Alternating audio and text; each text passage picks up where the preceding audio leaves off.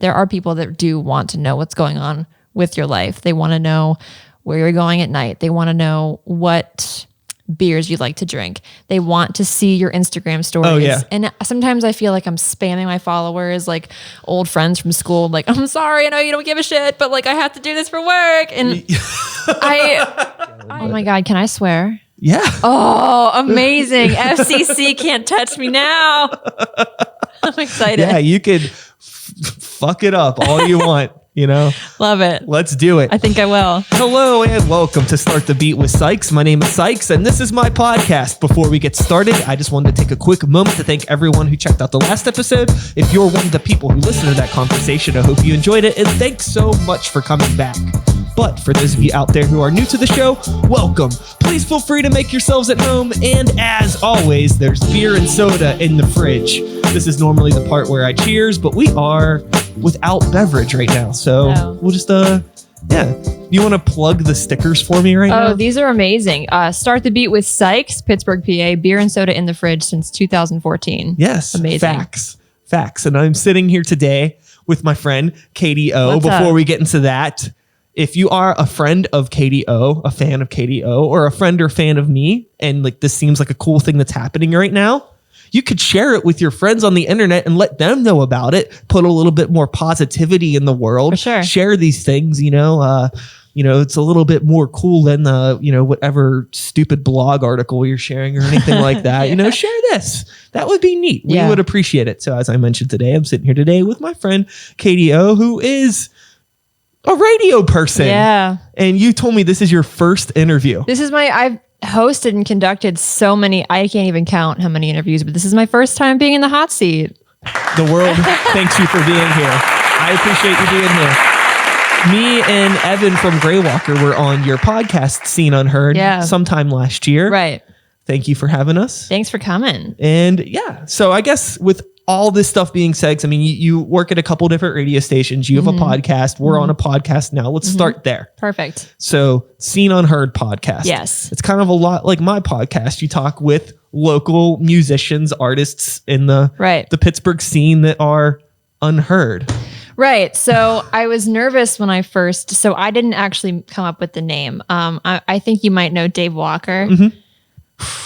Dave Walker. So I recorded my first few episodes before I had a name, and I was sitting in Dave's office and he made the logo for me. And I was just, in the middle of like a Tuesday when he has so much work to do. I was like, Dave, stop what you're doing. Please help me. And obviously he's amazing. So he did. So he came up with the logo for me and then he helped me with the name. I was like, Dave, I'm on episode 3 and I don't have a name for this podcast. Like, I don't know what to do. And he helped me come up with Scene Unheard. And I was nervous at first that artists were going to be like, yeah, people have heard of us. Like, what the hell? That's like not the point. Yeah. But everyone who's been on has been with it. And, it's, it's been a year and a half so far. Yeah. All musicians from Pittsburgh or who started out in Pittsburgh. I've had a few that are in Philly now, or I think Philly is the only outside city that I've had on the podcast. Cool. But yeah, all genres, all inclusive. I don't say no to anyone. So with, we mentioned that you are on a couple radio stations and you do that stuff too. Mm-hmm. So the podcast is completely frivolous. There's no reason for you to do it other than you wanting to do it. Yeah, I don't get paid for it. Which is pretty cool. Thanks. I don't get paid for this either. Right. There's no money. Cheers, There's no money in radio. Shout outs to that. No, can confirm. There is no money in radio. So how long have you been doing the radio thing? So I started in 2016. I started in promotions. I had no on-air experience. None. I didn't even want to do it. Like I was there for, I think the first 3 days and I was like, Mom, I hate this. I'm done. How did you end up there? So I always knew that I wanted to work in entertainment. I really did. Okay. If I could do music, that would be ideal. But your sweater's very much, I want to work in entertainment right now. Notice me. No, I started, I just assumed that I would never be involved in the industry because I didn't know anyone. Mm-hmm. So I was like, it's just like, everybody has a dream that's never going to happen. Right. So that'll be mine. And then I was the entertainment editor at my college newspaper. And from there, I got an internship with Sony Pictures. And I was a promotional intern with them through a company called the Owens Group. And I just did a lot of on-site promotions to promote whatever Sony Pictures film was, coming to the big screen, and I would promote on college campuses. So I'd come up with all these different campaigns, and then I'd report back to LA, and it was sort of like an intern contest that they did nationwide. From there, I discovered that it is actually not easy to get a full-time job in entertainment as a entry-level, individual. Didn't know, found out. So the first thing I got was a part-time promotions job at iHeartMedia in my hometown. So I moved back home, moved in with mom after I graduated, and I did promotions, and I hated it at first. I absolutely hated it. It's a lot of grunt work. It's putting up tents. It's standing outside in 95-degree heat. It's never comfortable. Sure. It's either very, very hot or it's below zero. Yeah. And you have to talk to people that do not give a shit. Yeah. Oh, they don't give a damn. And I forget. I know you wanted to do it. I forget. You wanted to do it. Yeah. I was going to say, I will next time. I don't know how long we are into this. We're 5 minutes into this and you haven't said one swear word yet. It'll happen. Okay. Once I get talking, it'll happen. Let it happen naturally for sure. Yeah, I hated it, and I resisted it, and everybody was like, yeah, I think you're going to find out that, we all work a lot. So we're all really close. We're all like one big family. And I was like, yeah, I don't want to know any of you. I don't care. I don't know. How LA of you, right? Just the least amount of attachment possible. So then I stick around. That's actually what LA stands for. Least amount of attachment. Yeah. Less attachment. So I'm sticking around because it's hard to find a job, and I ended up getting my own place. I'm just freelancing and doing this part-time radio thing, and then I get put on this meet and greet last minute. It was a random Sunday. My boss texted me and he was like, hey, that John Bellion meet and greet is tonight. So-and-so can't do it. Can you just cover it? I was like, yeah, it's fine. So I met my first label rep, and we got to talking and everything was fine. And I'm fascinated by what she was telling me. And it sounds a lot like what I had always dreamt of and fantasized about when I was younger, wishing to work in the music industry. And she was describing a job that I'd always dreamt about. I was like, that's amazing. How did you get started? And she was like, radio promotions. She was like, that's my husband. He's the concert photographer. And we met in radio promotions. And I was like, oh, interesting. So this is worth something. And a flip just switched. And I walked into my boss's office the next day and was like, I want to consider working at a label. I want to be on every meet and greet. And they put me on every meet and greet. And I met so many wonderful people that gave me a lot of really great advice. And from that point forward, I began to really like it. And I leaned into the whole radio thing. I said yes to everything I did. ESPN, broadcast engineering. I learned how to do some light board opping. I won't say it's like intermediate knowledge. I wouldn't say I'm like an expert. And then one day, it was 2017, the program director for Big 104.7 pulled me into his office. He was like, you want to be on air? I was like, Me? Really? He was like, yeah. They were looking to have more women on KISS on 96.1. He was like, but there's no availability on KISS. So, you're going to start overnight tracking on Big 104.7 that's the country station. I don't know anything about country. I've never touched a microphone aside from like musical theater and things like that. And I was like, oh yeah, like it just kind of fell kind of the right place at the right time. Yeah. That's a fake it till you make it situation. 100%. Yeah. And I have been on the air ever since. Cool. Yeah. Yeah. I started out, I know you said you started doing the radio promotions 2016. Yeah. So how long did it take you to get on air? Like how long did you have to deal with the grunt work? It's not the best example because a year. Okay, that's fine. Not that long. That's not that long. No, it's not that long, which I think is not a great testament to how much work does go into it. But also, I was going to say the amount of work that you probably put in once you had an more of an end goal.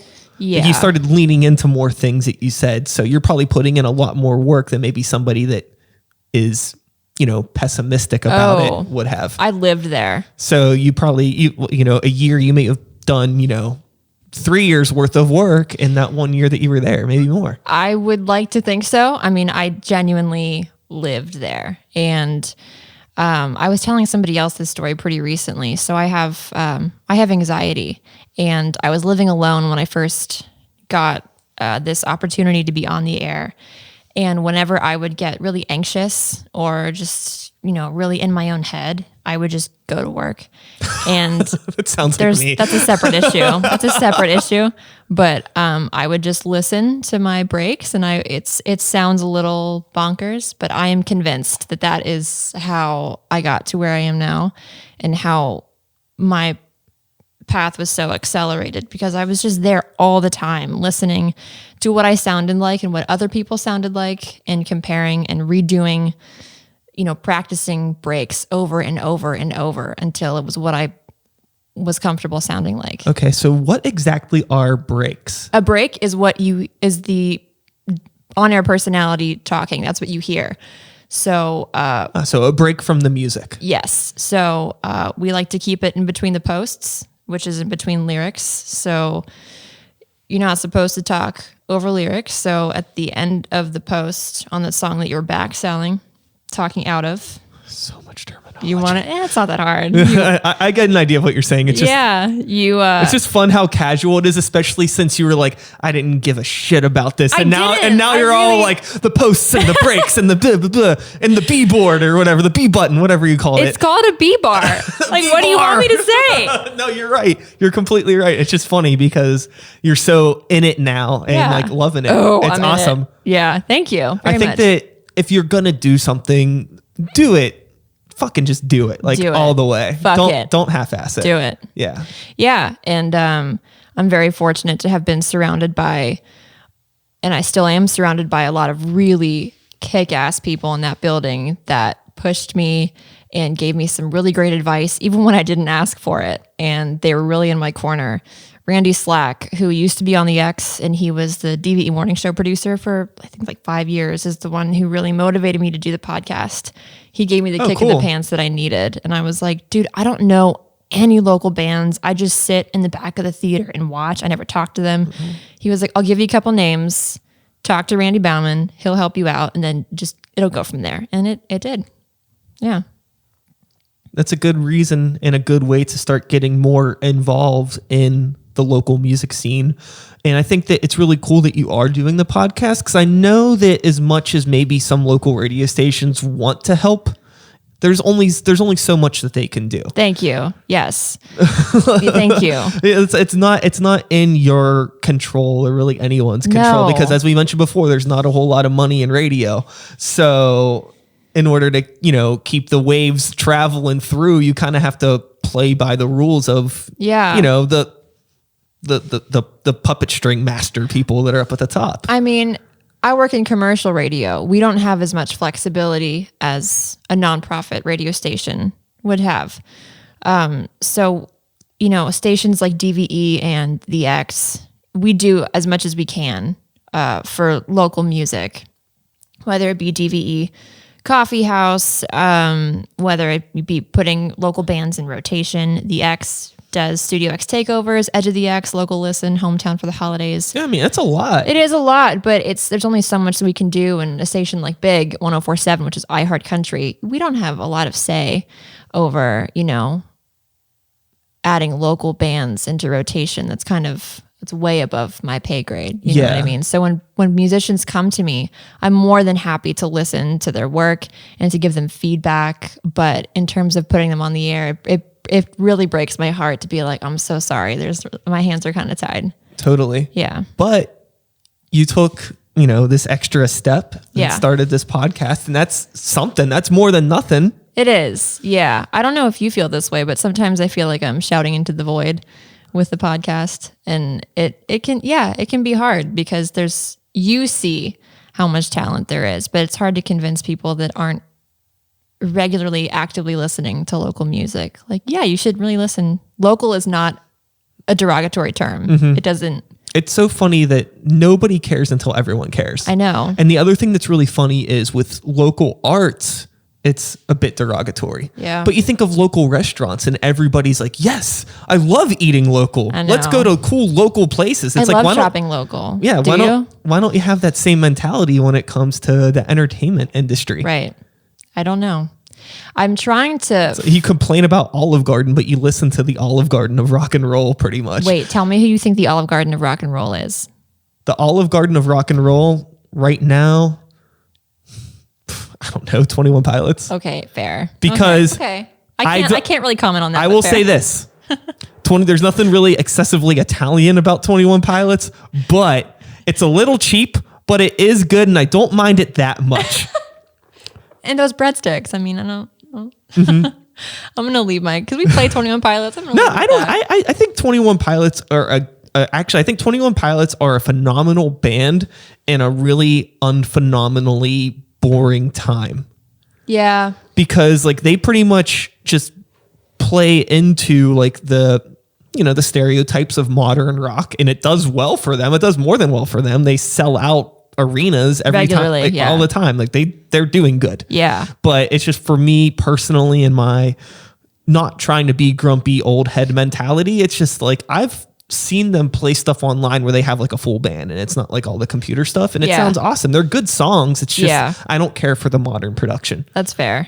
They're really high energy. It's a show for sure. Yeah, and like much like Olive Garden, those breadsticks, very high energy. When someone's they get the salad and they tell you to say when to stop with the cheese. Right. I never tell them to stop. No. Never. Never.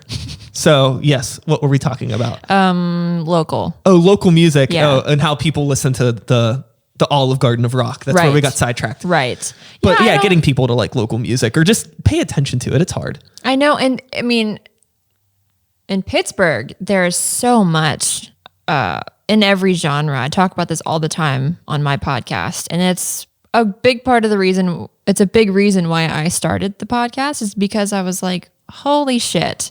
There are look at Deutschtown. Yeah. That doesn't even, that's an amazing resource. Doesn't even come close to covering all of the artists that we have in Pittsburgh. It's a relatively small market and there's that much going on. That's insane. That's fucking crazy. Well, I think one part of the reason why it's so small is because there is so much going on. So at any given time, like everybody has a show, and nobody can go to anybody else's show because they also have a show. Yes, on the same fucking day. Yes, that happened. I mean, it happened last weekend. I think there were like 3 local shows happening within like 5 miles of one another, all of which I wanted to go to, and it's just like, how do you pick? How do you pick and choose? But it's really, really hard. And the other thing that I think, and I've talked about this before, so I find myself apologizing a lot for repeating conversations, but this is between me and you. Yeah. If you're out there watching, just deal with it. Sorry. But I think a huge thing where a difference between, we'll say, like an awesome local restaurant and an awesome local band is presentation. So a lot of these local restaurants look great. They feel great. Like the environment is right. And a lot of local venues, the environment isn't quite right. Like you get somebody that's maybe used to going to like a 21 Pilot show, like a big arena show or a show at Mr. Small's. Yeah. And then you take them to Roboto and they're going to be like, this just looks cheap. It feels cheap. It's not the same. Nothing against that like DIY crowd or like even a place like the Moose. It's just like, this isn't what I'm expecting. When I go to concerts, I go to big things and it's like this little thing. So it makes like the whole environment makes it feel cheap or makes it feel like this isn't something to like be a part of because they think of live music as this big spectacle because every time they go to a show, it's Stage AE or something like that. Right. That's a bit of a, I don't know what to call that kind of a mentality. I think that's an inexperienced mentality. It's a little narrow-minded. And I don't want to judge people that don't actively seek out local music or local venues, but I encourage them to because there's so much going on in your own city, and there are people that could be from the same borough that you're from that are putting out music that you would want to listen to on a daily basis. And so why wouldn't you want to do that? It happens a lot with Grey Walker. If we're in a situation and we're opening up for a touring band at Rex Theater or Mr. Smalls, where there's always at least one person, but usually more than one person that will come up, they might get a shirt or something or come say hi. They're like, where are you from? And it's like, we're from here, you know? And they're like, what? It's like, yeah, we play shows all the time with a lot of other bands that you would probably like. Follow us online and keep an eye out for those flyers. I have tried to figure out what it is about local music that is sometimes less appealing to the masses, I suppose. Like why there's always this, this fight to like, please listen to local music. I think it's the presentation, because I think a lot of the venues just aren't up to par. Sometimes the sound engineers working aren't the best. So it like looks weird. It doesn't sound great. And regardless of the talent of the band, you put somebody in an environment that's maybe so used to like something being perfect all the time, like they can't appreciate the imperfections.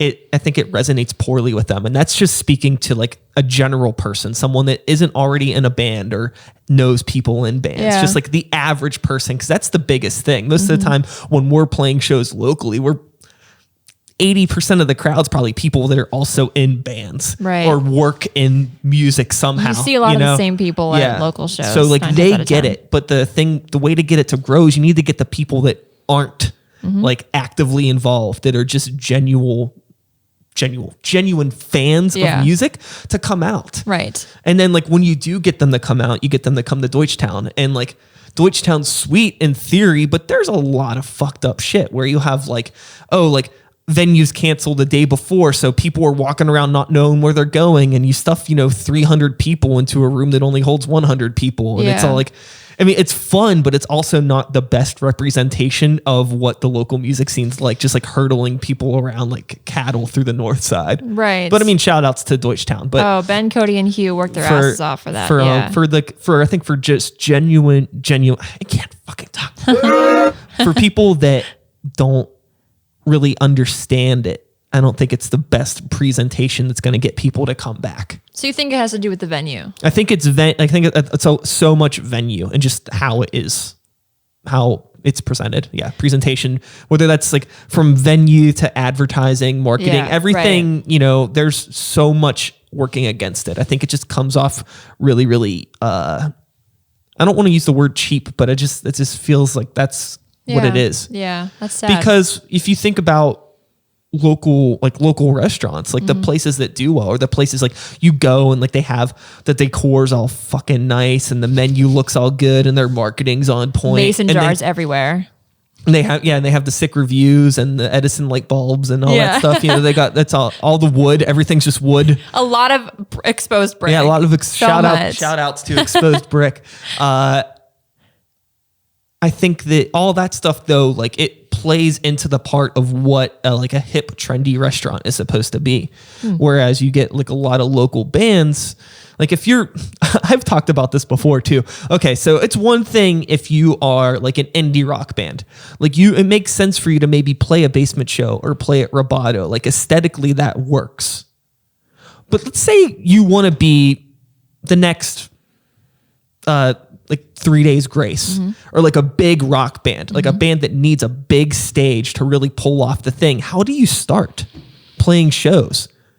Like a band that wants to be the next Nickelback can't start playing shows at places like, not even like Howlers. Like it doesn't work. It's not big enough. How do those bands get their start? It always blows my mind when bands like that take off, because like where did you start?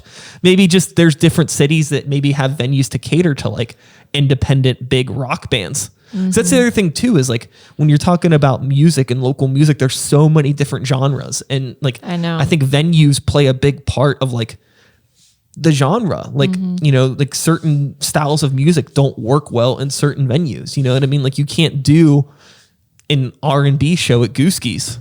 I mean, I don't know why anybody would want to do any shows there, but it's just not, it doesn't work. There's a serious lack of spaces for the R&B, the hip hop, the rap artists in Pittsburgh. Go ahead. I was going to say, and then like, even then And then people are weird that like are disconnected from things because you'll have a venue like Spirit that's great for local music, but it's in trendy hipster Lawrenceville, so I don't want to go down to Lawrenceville and have to fight my way through the hipsters. And it's like, what are you talking about? Is that a thing? People don't like Lawrenceville? No. People don't like it? Why? Because it's the new South Side. Are you saying by people you mean you don't like Lawrenceville? No, I don't have a problem with Lawrenceville. Interesting. I didn't know that it was disliked. I didn't know that. I love Spirit. Like, there's just different circles of people. That's the thing. It's like no matter when you try to like, I guess the point that I'm trying to get at is that no matter what your mentality is, it's like other people have completely flipped ideas of things that may not even make sense to you at all. So that's why it's so hard to like wrap our heads around like, why isn't this working? Because everybody just has different takes on things. I know. Like I know, like again, like Pittsburgh's really weird with neighborhoods. Like I know people that will not come see us if we're in Lawrenceville because they don't like Lawrenceville. That's weird. It's like, I guess you don't like me that much. Yeah, no. I mean, to some extent it might always kind of feel like what I was talking about earlier, like you're shouting into a void a little bit just because some people are just going to feel differently and it's going to be hard to change their minds.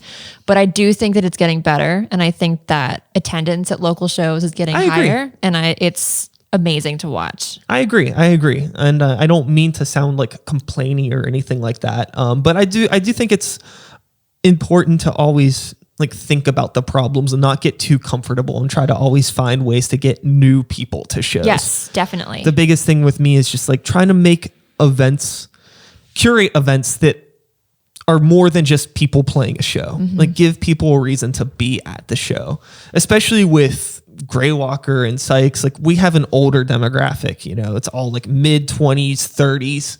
And like those people are people that have jobs and family lives. And if they're coming out for a show, it's like, you need to be able to like give them more than just like, oh, these are bands playing. It's like, cause they probably want to go to like a restaurant and get food and they want to get some drinks and they want to have a night out. As much as you would like to think they're coming out just to see you, like that's not the case. Like you're a part of a whole evening with most normal adults. So thinking about that in terms of like being very like aware of where you're booking shows, what time of the year it is, what places are around there, knowing like your fan base and like, are they going to want to come out to that show? Is there other things around that show that like, you know, you can help to promote the thing? Like, oh, let's do a little like, you know, pre-show thing over at the bar down the street and come hang out with us and get some drinks. And then, you know, like just like little, I don't want to say it's like tricking people to come out, but it's just like incentivizing people to come out. But like you need to like find ways that don't involve your music to get people to come out. Then you keep them there with the music. Yeah. Yeah. The music has to be good. I guess that's another thing too, is that as much as I support local music and whether you're good or you're not, it's like there's a lot of stuff that I'll overlook. Like there's friends that I have that play in bands and I may not care for their music that much, but I think they're great people and I think they're hard workers. Yeah. That doesn't translate to people that don't know who you are. Like the average person is not going to give a shit. You know, the compassion's not always there. Yeah. So that's another thing too, is that there's just like, there's a lot of bands like going back to Deutschtown, but like how many people, regardless of talent, like how many of those bands is the average person going to like? It's going to be different for everybody. Right. But it's going to be a very small percentage, probably because you have 5,000 bands playing. Right. At the end of the day, it's an incredibly subjective industry. And I think that the climate right now, it definitely needs a little more work in terms of, you know, getting people to local shows, but I do see an improvement. And I think that we just need to continue doing things like this. And back to your point on like the hip hop, R&B and all that stuff. Like, yeah, the city sucks for that stuff right now. I know. It's great if you're in like a rock band. If you're in a rock band, you're good. If you're in a rock band in Pittsburgh, you are set. I mean, like not set. Metal's like okay right now. The rap stuff is really weird. I mean, there's venues you can play, but there's no community. You know, I mean, like you can book a show at Spirit, you could book a show at Cativo, you could book a show at the Moose, you could book a show at Brillo Box, but there's no like place where like that crowd consistently goes. Whereas like, you know, like you could play, like your indie rock band could play a random night at Spirit and there's a good chance that a lot of the people in there are fans of that style of music and they might stick around and watch you play. Yeah, I'm still trying to figure out, you know, how, not that it can be solely on, you know, just a couple people to make the hip hop industry. I mean, it's already huge. There's so many hip hop artists in Pittsburgh, and there are incredibly internationally well-known hip hop artists that are from Pittsburgh. Yeah. So I mean, the interesting thing with hip hop right now, from what I've seen, is a lot of the people that are doing stuff, they're straight up like entrepreneurs, and they're doing like a lot of crazy stuff, and they're curating really cool events. Yeah. But I think that the problem with it is a lot of the events are so curated that it seems very exclusive, even though it's not. Interesting. By design. It feels almost like sometimes like, oh, this isn't for me, because it's like at this like weird warehouse that I've never heard of, and it's a bunch of people I don't know. And if I was just a stranger that wasn't aware of this stuff, I would feel like I couldn't, like, I would just feel like this isn't a place that I could just go. You know, it's not like a venue that I'm familiar with, and it feels like exclusive. Like, it looks really cool, but I worried that sort of stuff may turn people off, just because it's like people want to be comfortable. And it's like anytime we play a show at a new venue, we have a hard time getting people there because people don't know what the fuck it is. So, but there's nowhere for the rap shows right now. So you're getting a lot of that cool exclusive stuff. And I mean, people go to those shows. That's the thing. It doesn't matter. Like they all do well, but it's like a very small, it's like, they're very cliquey. Like there's like those bubbles of people that they like build little communities, but it's like hard to get new people to come into it. I think that's a bit of a misconception about the Pittsburgh music community. I don't believe that there are cliques. I think I used to believe that, and the more I see, the less I believe that it's cliquey. I think that's I don't think it's like cliquey in like a you can't sit with us sort of way. Right. It's like, it's just cliquey, and I've blamed this mostly on promoters and venues, and I don't think it's intentional. It's just that if you're somebody that's organizing events, it can be really hard to find reliable people. So, you know, you finally get like a handful of bands that are reliable, so you start asking them to play all of your events.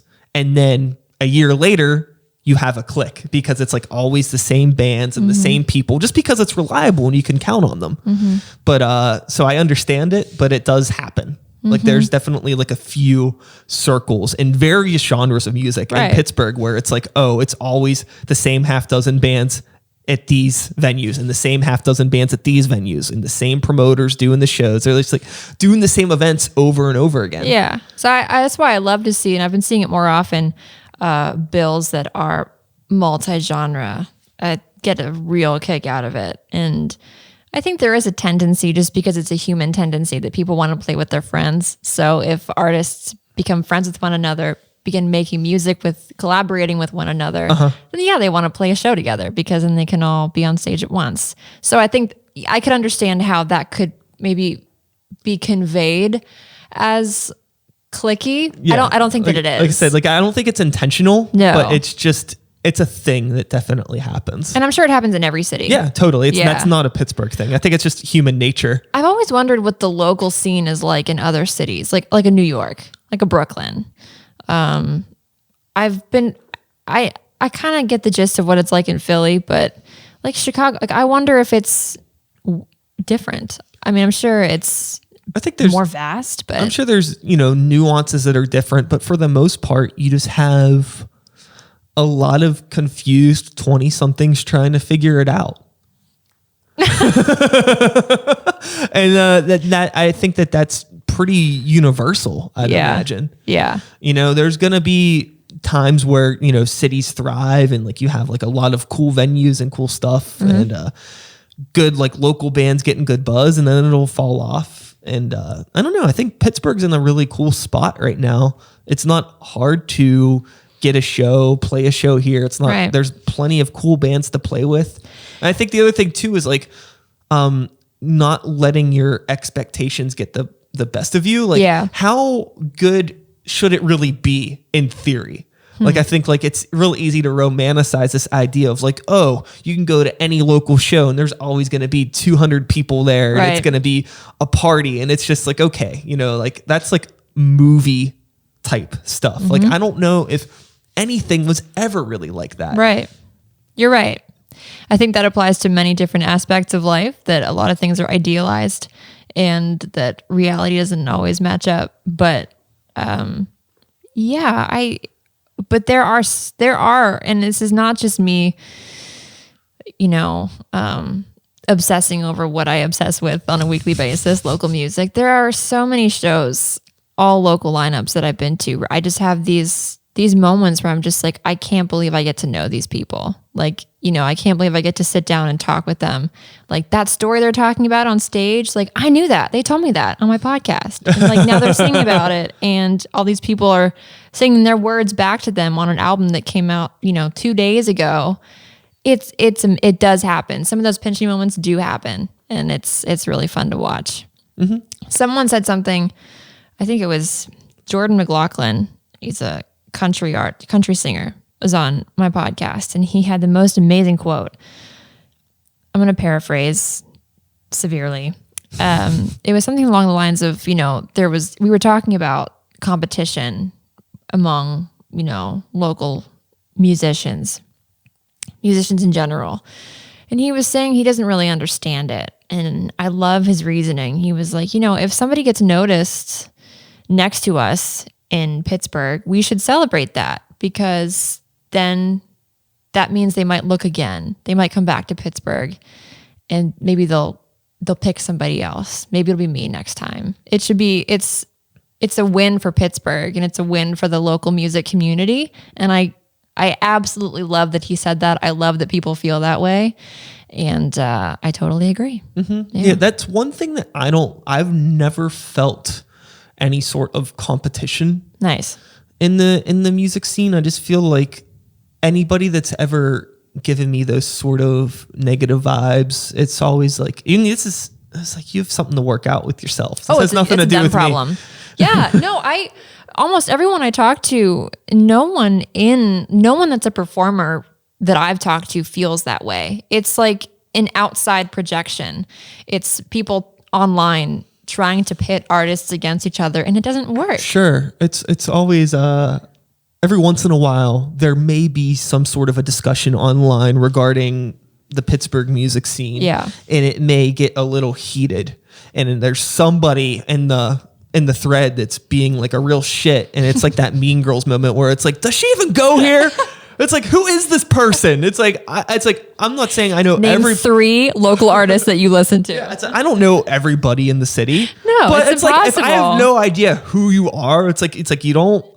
I don't think you play in any bands. I don't think you promote any shows. I don't think you work at any venues. But name 3 Grey Walker songs. You somehow know everything. Like, I know. What is this? And it's like, oh, you find out they played in a band a decade ago, and now they just they have like these same grumpy reservations. Yeah, I think that's just the internet in general. Oh, totally. Everyone knows everything, and they have a voice now. So, like us, love that. Here. Yeah, like us. Yeah, yeah.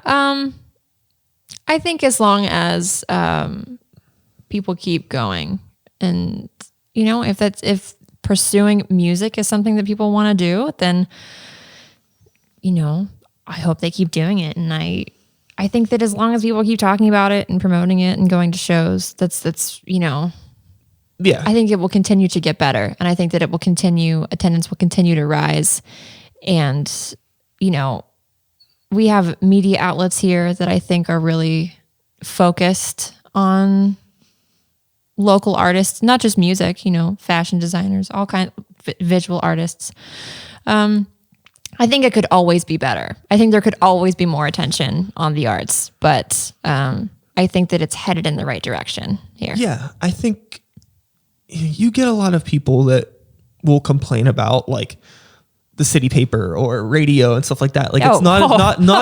Oh, Brian, we get a lot of complaints. Like not like there's not enough me. Yeah. And it's like, I mean, realistically, we live in a time where you don't need anybody but yourself to put your shit out there. It's very true. Like it helps, But like, if you could be as loud as you are right now, complaining about everything, just putting positivity about your work out there, it'd do you a lot better than complaining about, you know, somebody not answering your email or somebody not covering your album or, you know, this or that. It's the resources are there. Right. We all have the same thing. You know what I mean? What's the radio station going to do? You know, maybe, you know, promote your show to, you know, say it on air, like, hey, go check out Billy Bob's thingy thing this weekend. We do try, you know? Yeah, I know they do, but you can't do every single show. Right. It would be all breaks. Yeah. Amazing. Wow. Do you want to co-host tomorrow? Yeah. Yeah. No, it's thank you for acknowledging that we cannot possibly highlight all things at all times. We certainly try. Well, I think one thing that helped me like understand that would be this show, because there are a lot of people that want to come on the show, and I only have so much time. You know, I have 2 guests come on a week. Yeah. You know, that's a lot for right now. That's insane. But even when I was doing 1 episode a week, okay, there are how many weeks in a year? Like under 60? It's like between 50 and 60 weeks in a year, 52. I think. 52. Yeah. And then I have a list with over 100 people that want to be on the show. Nice. I can't get to everybody. Yeah, no, I know. That I have a no turn away. And then I start feeling bad, and it's like, well, then you start understanding, okay, well, there are, you know, if I'm emailing a radio station, I know goddamn well I'm not the only person. I'm probably one of a few dozen in any given day that's emailing a radio station. And there's only so much they can do. There's only so much time. You know, if you put the radio station schedule on a pie chart and like we have to do so much of this programming, so much of this programming, so much of that. Well, that's why I love Stacy on the X passed the torch to me in, I think, March or February. I host Edge of the X every Sunday night.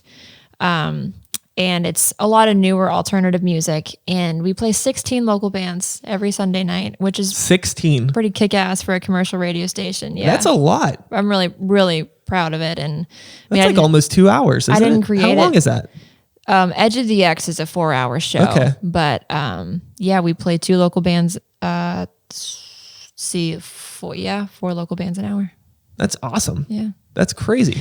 Thank you. Yeah, no, it's amazing and it's so much fun and it's perfect. It's a perfect place because there's so many shows on Sunday nights. Perfect thing to be like, hey, you know, X band such and such is playing a show tonight at Howlers. $5 at the door. Like, check them out on Instagram. I love plugging the Instagram accounts. Seems to be the most used platform now for people to check out, you know, different. If you're not going to head to the streaming sites, you're probably going to go to their Instagram page. It's what I've discovered. It seems like the ratio is higher on Instagram for musicians than Twitter. So I usually plug the gram and, yeah, it's awesome. It's 16 local bands every Sunday night. And then we also do, you know, local listen every night. And then we have Hometown for the holidays kicking up in December. 10 local bands get in regular rotation airplay for a month, which is so much fun. Yeah. And I love when people tweeted us and being like, you know, I had no idea who Arcane Haven was, and now that's the band I listen to when I work out. Like that's the coolest shit of all time. Yeah. Yeah. Shout outs to those turds. To Arcane Haven. Yeah, shout outs to them. I always like to say they wouldn't be a band if it wasn't for me. Oh, really? Yeah. Is that a story? That's a story. What's the story? Morning Glory. The basically, like, it was like way back in the day, like I helped them get like their original singer, and then like I helped them find Arnie, and it was just like a stupid joke where like Brad like didn't know anybody back in the day. Okay. And like I just helped him find a couple people and start the band. I was never in the band. I just like knew people and just networked. That's amazing on your part though. Good on you. I'm like the the not shitty boy band producer. What was that guy's name that did Backstreet Boys and NSYNC? Lou, whatever. I don't remember his name. Yeah, I watched a really sad documentary on that guy. What a nightmare. Oh. But yeah, something. But anyways, the gentleman, if you want to call him a gentleman, yes, sir. The person who put Backstreet Boys and NSYNC together, I was like that for Arcane Haven. That's cool. That's really cool. Yeah. Yeah.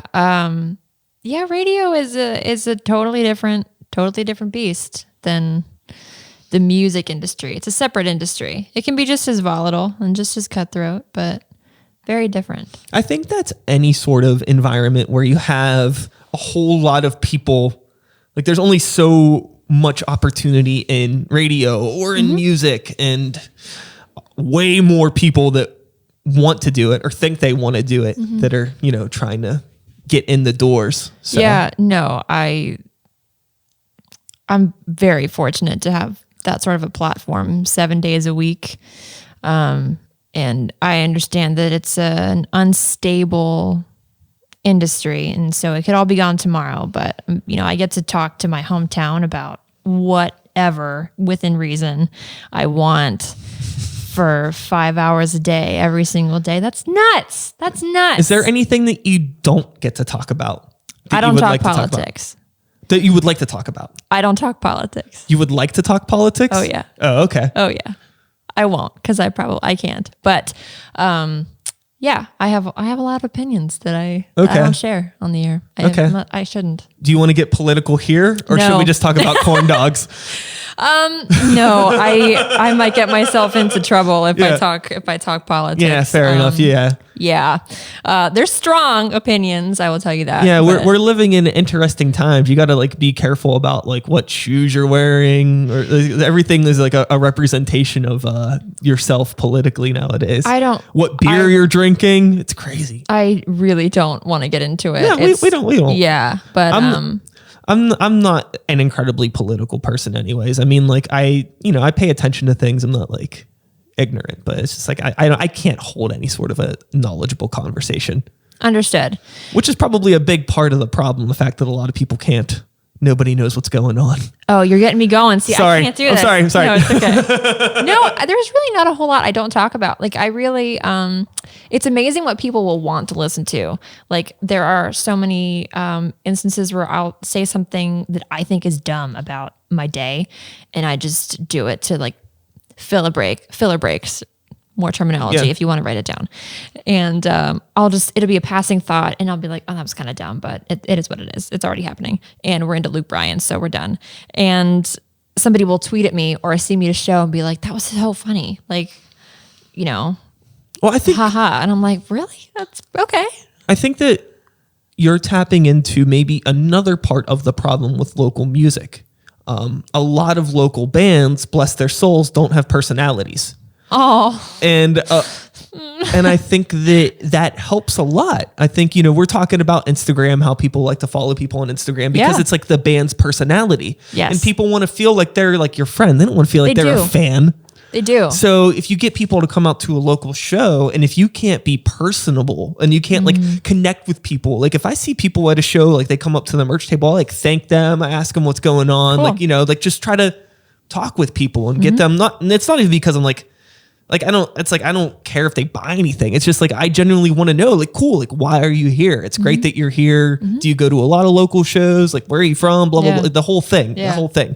And I think people like that. They want to feel like they're a part of something. They do. So getting people to feel like they're a part of your event and not just at the event is huge. It's a fair point.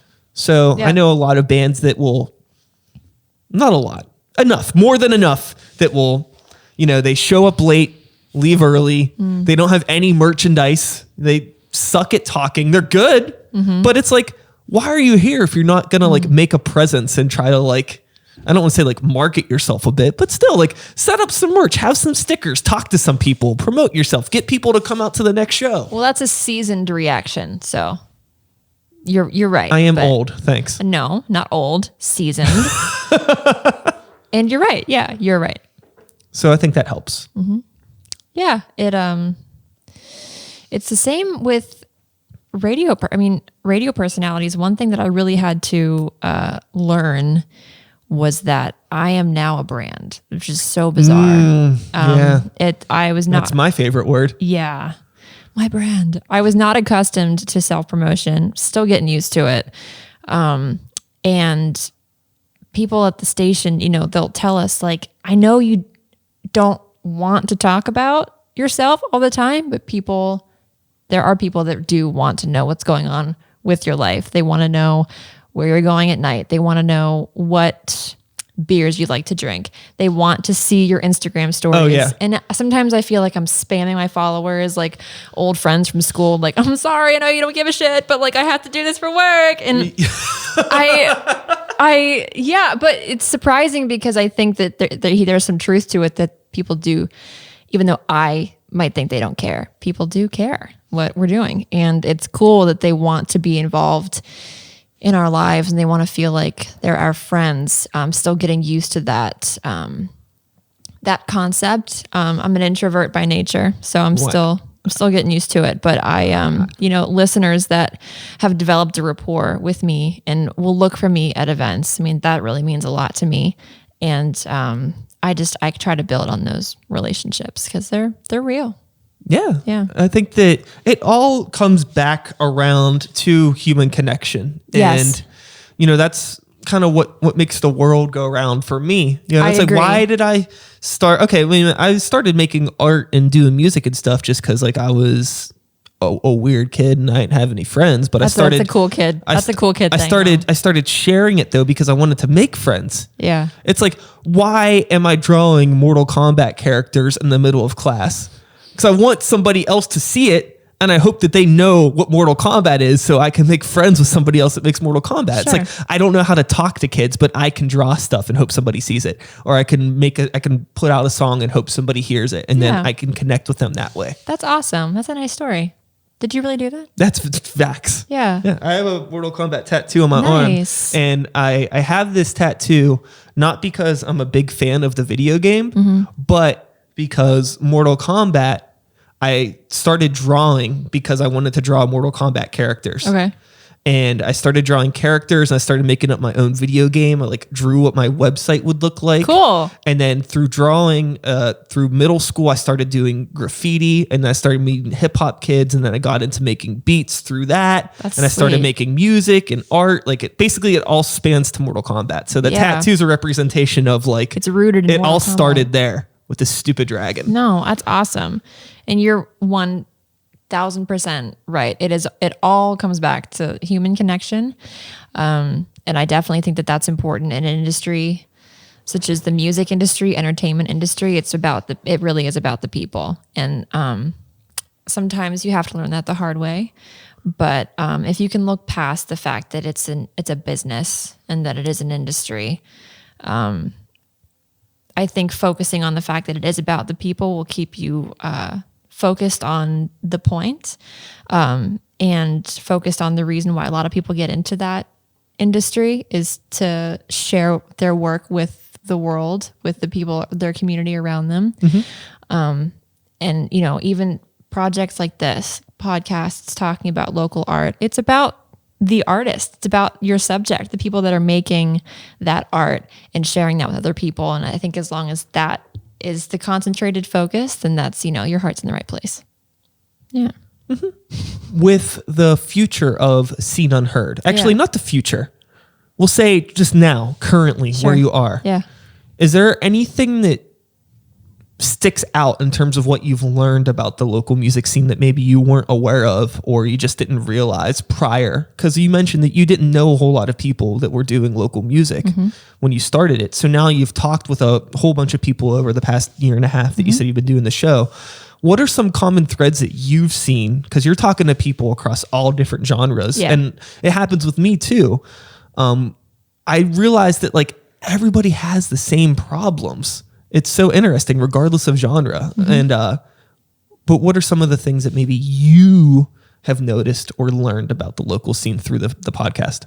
They are busting their asses off, start to finish. And they're not lying when they say that they're working really hard. when you see them talking online about the fact that they're working really hard. I mean, it's evident in the products that they release. I mean, it's really well produced albums out right now. Some incredible vocals as well. Shows with amazing production, backup dancers. It's badass. It's awesome. And they're always, I mean, you have full-time jobs. You have volunteer work that you do. And then they're rehearsing all the time, marketing themselves, performing, making sure that the performance is top, that the vocals are top, everything is as it should be all the time, every single day. And sometimes, you know, they sell it out. Sometimes they really don't. And then they keep going. And they, you know, you have the most positive person like Mars Jackson have positivity baskets at his shows where people can write down positive messages and put them in a basket on the edge of the stage. Oh my God, that's amazing. And then he comes out with merch that says just be better tomorrow. You can't make that up. That's amazing. He exists.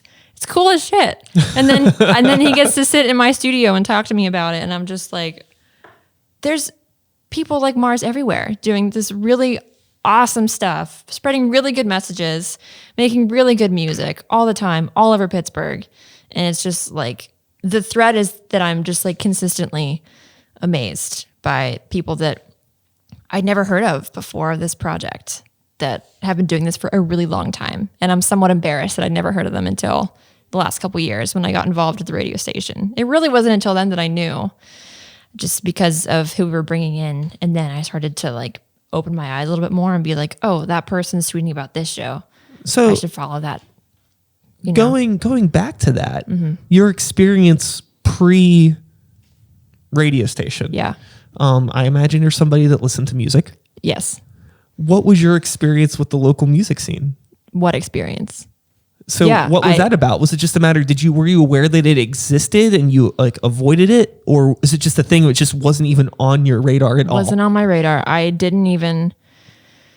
had no idea. And I'm really open about that. And I talked about that a lot in the first couple episodes. And, you know, I moved away for school, came back. And then luckily, for so many reasons, I worked at the radio station, and then I'm seeing, you know, bands like The Common Heart, Recluse, Paul Luke. And then I'm going to shows. And the podcast started. Actually, I went to Paul Luke's Bad Seed album release, rather. It was a great release, not a bad release. And I took some of my friends. At that point, my friends that didn't work at the radio station, none of them knew anything about local music, really. Just like me. And I decided to bring some friends to the release show with me. I was like, you know what? I want you to see what I do when I'm not with you guys. Like, I go to a lot of shows now, and I really want you to come with me. The shows that I used to go to, you know, all like the mainstream, you know, big production shows. I go to a lot of local shows. I really want you to come with me. This dude's really good. And so I was at Mr. Small's, and I brought my friends with me. They just were mesmerized the whole time. And then they went home and downloaded the whole record. And then it was like a few weeks later, we were just hanging out, and my one friend just out of nowhere was like, oh, it's a Paul Luke kind of night. I was like, yes, yes. And I was like, what if I could do this for like a lot of people? You know, I'm realistic, not like a shit ton, but what if I could introduce people to local music that don't typically listen to local music? And thus, Scene Unheard was born. And because there are so many genres, I really wanted to keep it all genre inclusive, a no turn away policy. I do actively seek out artists that I really want to talk to. But if somebody tells me they want to come on, they're getting booked. Yeah. I have been pretty much the same way for a while, but now I'm starting to get a little bit pickier about people that come on the show. Right on. It's basically, it really just boils down to now with the space and everything. It's like every episode has a dollar amount that it costs me to produce. Sure. So it like really stinks because there's been times where people have hit me up. I have no idea who they are. It's like, okay, well, we're going to do this and I'm going to hope for the best. And it's been great. And there have been episodes with people that I've, I go out of my way. I really want them on the show. I think it's going to be awesome. And it is trash. So there's really no way to know. No, you don't know until you know. Yeah. You just kind of have to go with your gut feeling. Sometimes I forget. So I used to go out to shows because in my head I was like, nobody wants to come on this podcast. Like I'm going to have to like convince them. People want to talk about themselves. So that was an ill-informed opinion, but I think it was more of an insecurity than anything else. But for the first season, I would go out to shows with like a little Zoom mic, and it was a terrible quality. And like Starship Mantis is like super loud in the background, and I'm like, yeah. So how'd you meet? And like that's the podcast for the first season, really. So it's my apologies to everybody on the first season. You're all really great. I'm sorry, but. Then I realized like I have an entire building full of studios with really expensive equipment just at my fingertips. Like they're going to come into me. And it might be just cooler for them to be on like a better produced podcast. So from now, season 2 on, people come into the iHeart building where I work in the DVE building, and we record Scene Unheard. And I think I lose sight of the fact that some people have never been in that building before. Oh, yeah. And I forget how... They're like starstruck kind of, right? Oh, like, well, I forget that it's like a pretty sweet building. And it's just iHeart logos everywhere. You got like the award shows like on loop, all these like flat screen TVs. And... framed pictures of Taylor Swift. That's a thing. Yes, literally. Yeah. And Steven Tyler do. And... Adele. I don't think we have Adele. I'm pulling shit on my ass.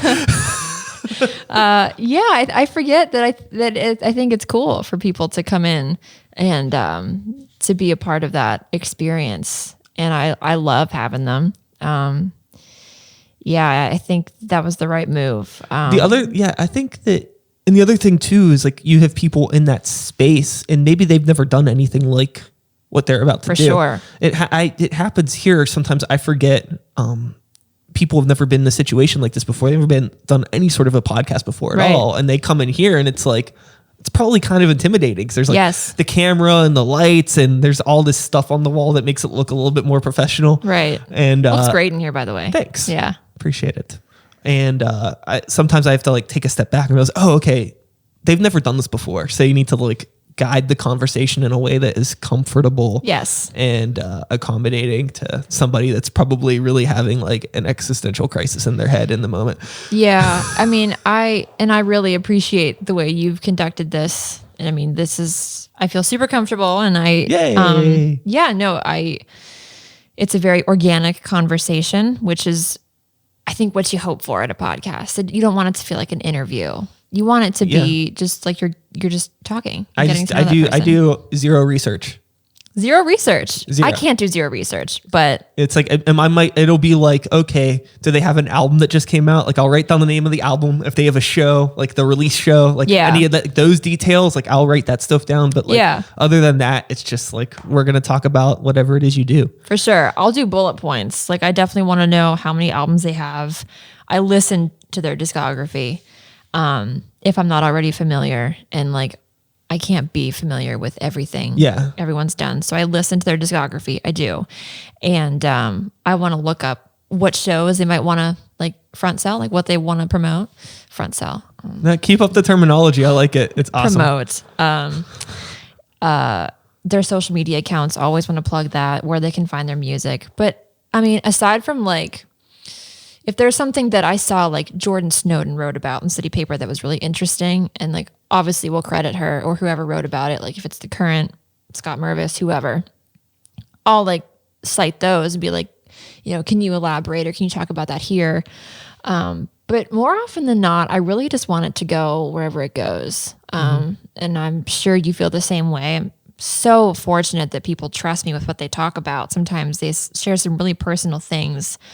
And really treasure that about that sort of a platform, because it's totally different than an on-air interview. Like, that's very punchy and it's short and it's quick and it's all business. Yeah. Show, but record, And like, you can be sitting here talking like for we're almost an hour, a little over an hour, and it still feels like we could keep going. Like we haven't. I know. We haven't like, we've barely scratched the surface. There's so much stuff we can get into. I know. And then, you give people in the Democratic debates 12 seconds to talk. How are they supposed to get that all figured out? I did that intentionally to fire you up, by the way. I'm sitting here like, I can't. No, I have a hard, I'm usually, watching the clock. And if it's a good conversation, I'm just like, well, it's going to be a long episode, whatever. People are going to listen or not, but we're going to keep talking, because I'm not going to cut somebody off from their own story. You know what I mean? Mm-hmm. I like to keep them at like a 45-minute estimate. Yeah. It's just like, what you're taught is like a good. That's my goal. 45 is always the goal. It's that's a sweet spot. Oh, it never happens. It's always over. No, it's either like, 29 or like 64. Like, yeah, it's different. Some people are more comfortable in front of a microphone than others in terms of talking about themselves. But yeah. Do you ever? Okay, so we should probably wrap up shortly, but I want to get into podcasting pet peeves, just because I thought of something real quick. Okay.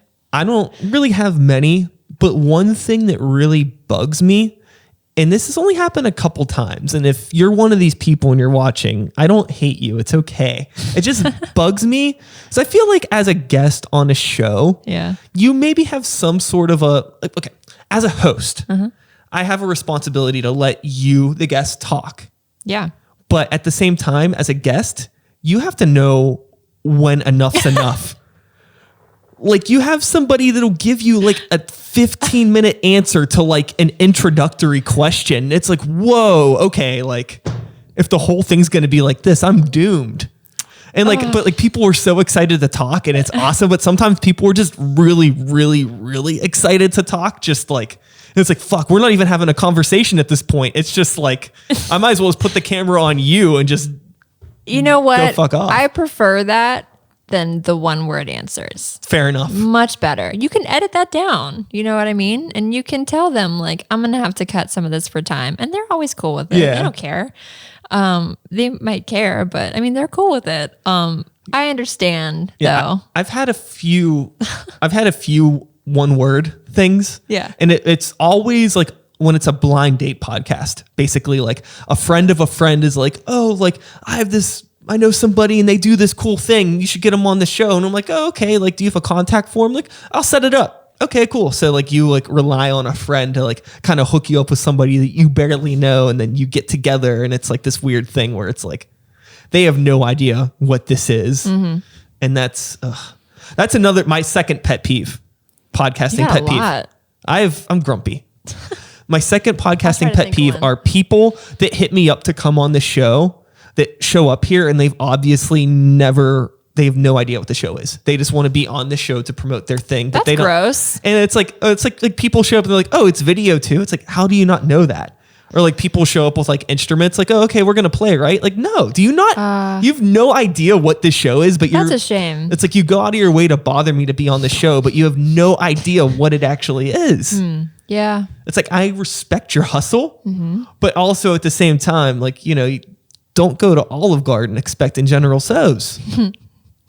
I don't know if I have a pet peeve.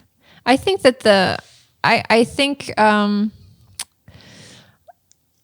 maybe I'm too generous. I think that the only thing that's difficult is when I throw to someone and it's a short answer. But that could be because of nerves, discomfort. Maybe they're having a bad day. So like, yeah, it's okay. Like, it's my job to carry it anyway. So if it's a short answer, then I got to work with it, and I have to be as prepared, or as ready to go with as little or as much as they'll give me. So it really does fall on the host. Like, if it's a bad episode, it's our fault. Totally. Yeah. I think that you have to be patient and understanding, and just ready to like go into whatever. I have my like default set of topics that I will I'll dive into if I feel like we're hitting like a dead end. I'm like, oh, I could steer the conversation. Just let's throw this in there. You can always throw a curveball, just like breakfast today, tell me.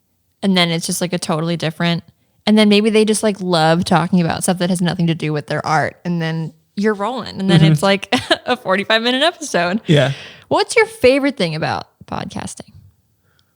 Connecting with people. Yeah. Honestly, it gives me a reason to be able to hang out with people, sit down and get to know them a little better. Even though it's not the most organic situation. We have headphones, microphones, cameras, lights.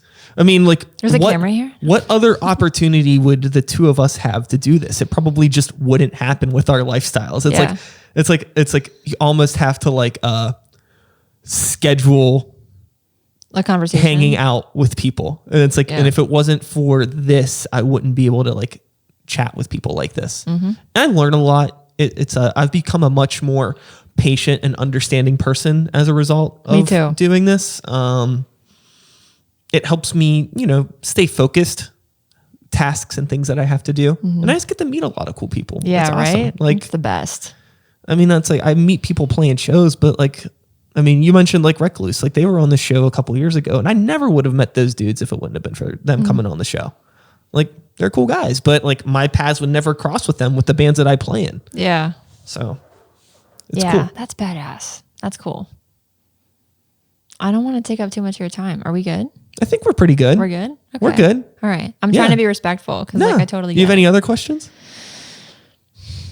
When did you, so 2014? Yeah, 2014. Why? Not why 2014, but like why did you start the beat? So I was actually on a friend's podcast. Of course. Okay. So there was two different things. So I had been living with a couple friends and they were super in the podcast. So we played in a band together and stuff. And they had wanted to start a podcast. So we tried a couple times to start different podcasts where like we recorded like 1 or 2 episodes and like they kind of got released, but not really. Like it just didn't pick up. So, but I liked the concept of like sitting down and talking with people. And they were using all of my stuff because I had all the recording stuff anyways. So like I had the gear to do it, but I didn't listen to podcasts and I just didn't. It was like, it just didn't click with me. Yeah. Then I was on a podcast with somebody who was doing a podcast that they actually released. So I listened to it and I was like, wow, I suck at talking to people. Like I'm really poor at talking to people. Okay. And just poor at talking like with myself. And then like right around the same time that, Marin's Dumb Show was on Netflix, which was rad. I liked it a lot. And that's all about him. And he has his little podcast thing. So it was like, okay, I was like, okay, so he has a show about him having a podcast and it's funny. I was just on a podcast and I suck. I've done podcasts before and this is fun, but I bet I could start a podcast and just talk to some of my friends about like local music and like why they do what they do and blah, blah, blah, blah, blah. So that was it. So then I recorded like 6 episodes and kind of had an idea of what I was going to do. Didn't quite know, didn't have a name. Yep. That whole thing. Love that. And then it came together and then I just didn't stop doing it. That's the key is that you have to keep going. It's like the repetition is so important. People are going to forget otherwise. But if they see that, oh, this is a regular thing, I think that's really what's the most important part. The consistency and podcasting is the most important thing. So no, it's just like the only reason I've stuck with it, I think is just because it's my small thing that I can do to give back to the community in a way that's better than like, oh, like I threw a show and I put one band on it. You know what I mean? Because I can only throw one show once every other month. That's not really helping the scene, but I could do this twice a week. I like that. And that's a lot more productive. And I think this is like good content for people that are up and coming to have, to share. It's good exercise. Like if you're going to be getting successful with your band, you're probably going to be doing a lot of radio interviews. So you don't want your first radio interview ever to be on some big station and you don't know how to talk yet. Like I think that it's a good exercise for people. It's very true. I never thought of it that way. Very true. It's good to give people this opportunity. And I think that if they, take advantage of it and use it as a way to like tell their story and share it with their people and help promote their stuff. I think it's a really cool tool to have. Yeah. So for sure. And the light merch you have is amazing. I'm really into the stickers. I think I'm going to take one. I have some t-shirts over there too. You have t-shirts? Yeah. I've noticed that now I only, like, I don't know where all of my t-shirts went, like, to work out in. Radio t-shirts, band t-shirts. It ends there. Like, I don't know where, like, I go to work out and I'm like, I have nothing. Like, I'm not going to work out in a band t-shirt. I'm not going to work out in a station t-shirt because I don't want, 1059 the X plastered across my t-shirt. Like, it's just, I don't know where they went, but I've heard this is a common problem. So now I'm like officially, initiated into radio. So like happy to be here, but at the same time, like, where'd all my shirts go? I don't know. I really don't know. Could not tell you. Well, before we pull the plug on this, Yeah. 'cause I just noticed we have 5% battery on the camera, which is tight. Sweet. Where can people find you on the internet and elsewhere? Yeah. So you can listen to me every day on Big 104.7. 104.7 FM, 10 to 3 every single day. I'm on 105.9 The X Saturdays and Sundays. Every Sunday, 7 to 11, Edge of the X. You can find me on Twitter, Instagram at EOKDO. I think that's it. Oh, and the Scene Unheard podcast. Can I plug that? No, this is a competition. Sorry. No, of course. Plug away. Yeah, it's on iHeartRadio, Apple Music, and Google Play. So tight. Yeah. And that is all, folks. Thanks so much for listening. One more time, KDO, thank you for being here. Be sure to take some buttons, take some stickers. Yeah.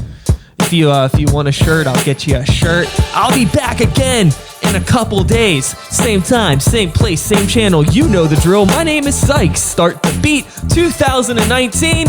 Woo woo! Thanks for listening, and we'll just figure this out. And that's it. That's it, my friend. Awesome. Thank you. Thank you. How was it? Seriously, it was great. Good. Yeah. Cool.